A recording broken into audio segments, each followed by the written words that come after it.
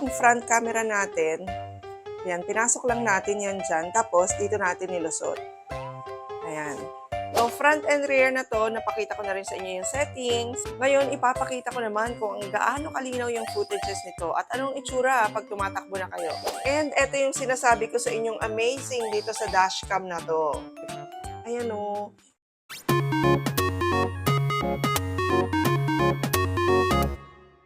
Hi there mga ka-best finds at welcome na naman sa isa nating product review. Very important talaga ang safety and protection pag nasa kalsada ka. Especially pag nagmomotor, di ba? Alam naman natin na kabi-kabila ang mga aksidente involving motorcycles. At isa talaga sa protection na pwede niyong dalhin habang bumabiyahe kayo sa motor ay magkaroon ng dashcam sa inyong mga motorcycle. Kaya ngayon mga ka-best finds sa vlog na to, isang upgraded na motorcycle dashcam ang ipapakita ko sa inyo. Ito yung M3500 ng Mercy Lion brand. Ang Mercy Lion brand nga pala mga ka-best finds, ang specialty talaga nila gumawa ng mga dashcams. Kaya talaga in terms of quality, hindi na masyadong questionable etong brand na to. So after kong ipakita to sa inyo mamaya, kung kayo magiging interesado rin na maglagay na ng M3500 sa inyong mga motor, nakashare na yung link ito sa ating description. At dun sa link natin sa link ng Best Finds TV, makakakuha pa kayo ng special discount. Ipapakita rin natin mamaya kung paano to ini-install sa inyong mga motor. Very easy lang. At kung gaano kaganda yung kanyang resolution. Dahil etong Mercy Lion na M3500 ay 4K resolution na. 4K plus 1080p. So HD na talaga siya. So buksan natin tong ating box. By the way, ito nga pala ay mayroon ng monitor na pwede nyo ring makontrol sa inyong mga cellphone. At front and rear na siya. So, ayan, di ba? Ganyan kaganda yung packaging niya. Nakaka-excite siyang itry. So, isa-isay na itong laman ng box na to, mga ka-best finds. So, ito yung kanyang monitor. So, Mercy Lion nga yung kanyang brand. Ito yung isa talaga sa mga trusted brand pagdating sa mga dashcams. Pag pumunta kayo dun sa link na sinend ko, meron din sila mga dashcams for cars, for motorcycles. So, yun talaga yung specialization nila. Tapos, ito yung kanyang camera. Ayan. Mas maliit na siya kumpara dun sa mga ibang Mercy Lion na camera. So, waterproof na to mga ka-best finds, kaya huwag kayong mag-aalala na expose siya sa rain. It's okay kasi IP68 na to. At alam nyo ba na ang ginagamit itong image sensor ay Sony Stavis MX415 na 8 megapixel. Kaya yung mga image na kinukunan nitong si M3500, sabi nga nila crystal clear na, ganun kalinaw, mapa umaga or mapa gabi. Kaya siguro kayo na protected kayo, di ba? Kasi recorded lahat ng nangyayari sa paligid nyo. And also mga ka-best finds, wide angle din pala to. Ito yung ipapakita natin mamaya. So mas malawak talaga yung reach ng kanyang recording. At ito naman yung kanyang remote control, o di ba? Mas high-tech talaga tong M3500 ngayon. Sabi nga sa inyo, upgraded na siya kasi meron siyang remote control. At mamaya, bukod dito sa remote control niya, meron pa siyang isang feature na amazing talaga. So, itong remote control ng inyong Moto Dashcam, pwede siyang i-connect through Bluetooth dito sa inyong monitor or sa inyong host. Host din ang tawag dito. So, kung makikita nyo, meron siyang on and off dito. Meron siyang camera icon. Ito yung pwede kayong mag-picture. Kung ano yung dinadaanan nyo, gusto nyo i-capture, pindutin nyo lang to. You don't have to go to the host anymore. As ito naman yung SOS. Ito naman, isang soft click lang na ganon. Masisave naman yung video file nyo. Kasi loop recording nga pala to. So, ibig sabihin, yung mga files niya, pag napupuno na yung inyong SD card, nabubura na siya para tuloy-tuloy yung recording. Pero once na ginamit yun ng SOS, yung video na yon ay masisave na at hindi mabubura. Mamaya nga pala, babalikan natin tong host, tapos bubuksan natin siya para ipakita ko sa inyo yung mga functions na pwede yung gawin dito. So, may mga kasama na siyang wires dito. Ayan. Ayan, may nakasulat na rin na rear at meron ding front. So, yung mas maikli ang para sa front, tapos yung mas mahabang wire, yung para sa rear. Tapos yung mga clamps and bracket na gagamitin natin sa installation, kasama na rin dito sa package. And even nga yung mga tools, so hindi na rin kayo mamumroblema kasi nandito ng lahat yan. At syempre, meron din siyang kasamang manual. Ayan, yung user manual niya. And ito yung sinasabi ko sa inyong amazing dito sa dashcam na to. Ayan o, meron na siyang tire valve at ito ay magagamit for tire pressure monitoring. Yung pressure ng inyong mga gulong ay makikita nyo dun sa inyong monitor para alam nyo kung kailangan yung magdagdag ng hangin, di ba? At may iwasan yung mga aksidente. So imagine, di ba, itong si M3500 pa lang yata, yung nakita kong dashcam na merong tire pressure monitoring. Real time. So balikan na natin itong ating host or yung monitor ng ating M3500 at ipapakita ko sa inyo yung mga settings na pwede nyo ayusin dito. So pag on nyo sa kanya, makikita nyo, yan, meron siyang compass kasi meron na nga rin pala itong built-in GPS. At ito ay pwede nyo ring makontrol using your cellphone. So yung recording ng inyong mga videos, even yung monitoring, pwede nyo makita sa inyong mga cellphone through the Mercy Lion app.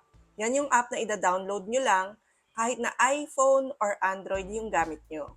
So dito sa gilid, yung lagayan naman ng kanyang SD card. Up to 512 GB nga pala ng SD card ang pwede nyong ilagay dito. Ayan, may kasama na ring SD card na 32 GB itong Mercy Lion na M3500. Then kung gusto nyo siyang i-increase, okay lang naman kasi up to 512 GB nga, pwede nyang ma-accommodate. And again, loop recording, ang dashcam na to, kaya hindi rin kayo mamumroblema na mapupuno yung inyong SD card. Kasi automatically nagbubura siya ng files once na puno na yung card. So dito sa kanyang monitor, makikita nyo meron na siyang timestamp. So ayan, nakalagay din, 4K tapos 30 FPS na siya. So kahit pa tumatakbo yung inyong motor, hindi lumalabo yung inyong recording. Tapos dito makikita nyo yung sinasabi ko sa inyo, may tire valve monitoring siya. And pag masyado nang mababa yung inyong tire pressure, nag-a-alarm to. So alam nyo na kailangan nyo nang magpadagdag ng hangin. So meron nga pala tong microphone, tapos meron din siyang speaker. So may built-in GPS siya, may built-in Wi-Fi, kaya pwede niya siyang i-connect at i-monitor sa inyong mga cellphone using the Mercy Lion app. So ngayon mga ka-best finds, excited na akong ipakita sa inyo kung paano to ini-install at kung gaano kalinaw ang camera nitong si Mercy Lion M3500. So tara, install na natin. Actually, madali lang siyang i-install. Ang mahirap lang talaga yung pagbabaklas nitong fairings. So, ifa-follow nyo lang yung front and rear na wiring. Ayan. Nakasulat naman yan, front and rear. So, itong front camera natin, yan, pinasok lang natin yan dyan. Tapos, dito natin nilusot. Ayan. So, basically, hindi naman kayo maliligaw kasi may pattern naman yung mga connectors natin. Ayan. So, dyan nilagay yung monitor. And then, ating ground, ayan, ilalagay lang dun sa mismong battery ng ating motorcycle. Tapos yung positive, nandito naman sa kabila. Yung accessory wire naman, ayan, dito sa ating susian. Okay? So kung hindi nyo naman maikabit ng kayo lang, pwede naman yung ipakabit sa mga mekaniko. Pero at least alam nyo na yung procedure para nababantayan nyo rin. Tapos yung rear camera naman natin, ayan na siya. Ayan. Ayan siya. So very discreet lang siyang tingnan. Parang hindi halata na meron kang dashcam. So, itong homepage ng ating monitor o ng ating host, ayan, makikita nyo dyan yung ating speed monitor.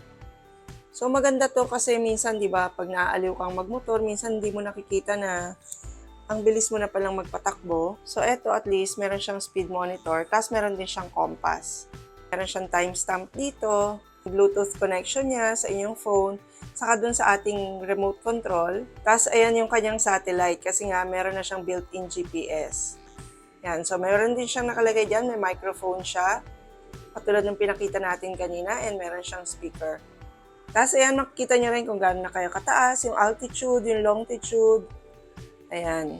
Pati yan, kung ano yung nakikita nyo sa regular GPS, nandito rin sa monitor. Kaya nga, fully loaded ang information na pwede yung ma-record dito sa ating motor dashcam ng Mercy Lion.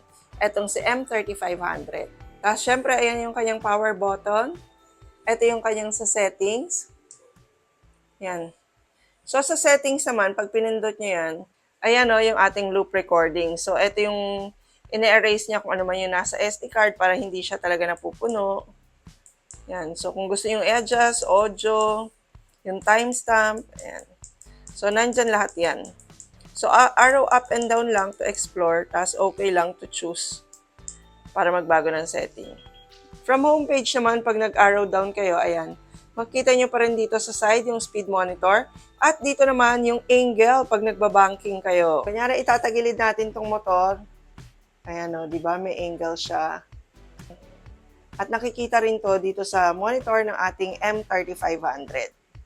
So, ayan mga ka-best finds, ganun lang siya kadaling i-install. Sabi nga sa inyo, mas matagal pa yung pagtatanggal ng fairings kaysa sa pag install dito sa ating dashcam.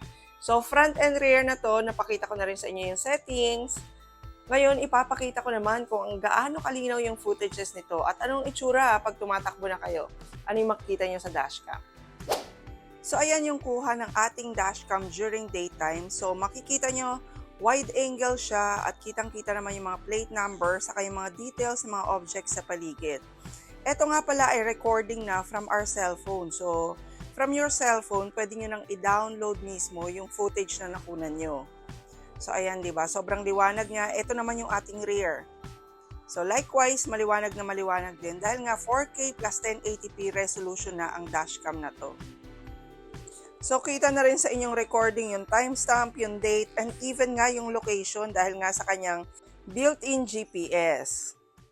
So, pwede nga rin palang both rear and front, kita nyo sa inyong monitor. Ayan, pero ako, mas preferred ko itong front camera lang. So, sa gabi naman, ganun din, malinaw din na nakikita yung mga plate number sa paligid.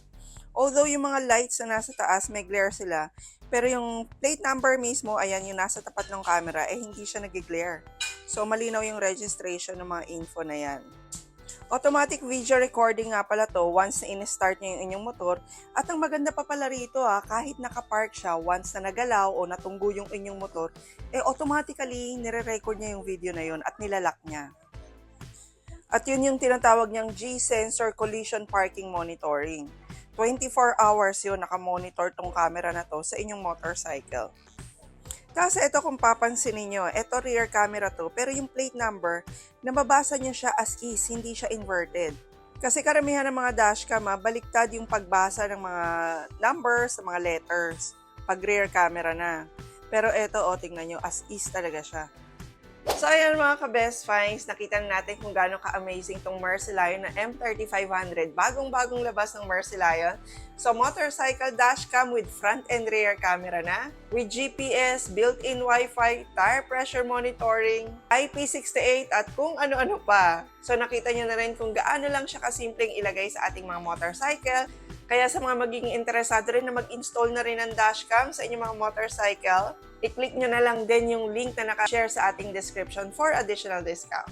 So thank you very much for watching our vlog mga ka-best finds. Please don't forget to like the video po. Comment na rin kayo kung meron pa kayong ibang suggestions sa mga product review. And please don't forget to subscribe and hit the notification bell para lagi po kayo updated pag may mga best finds tayo katulad nito.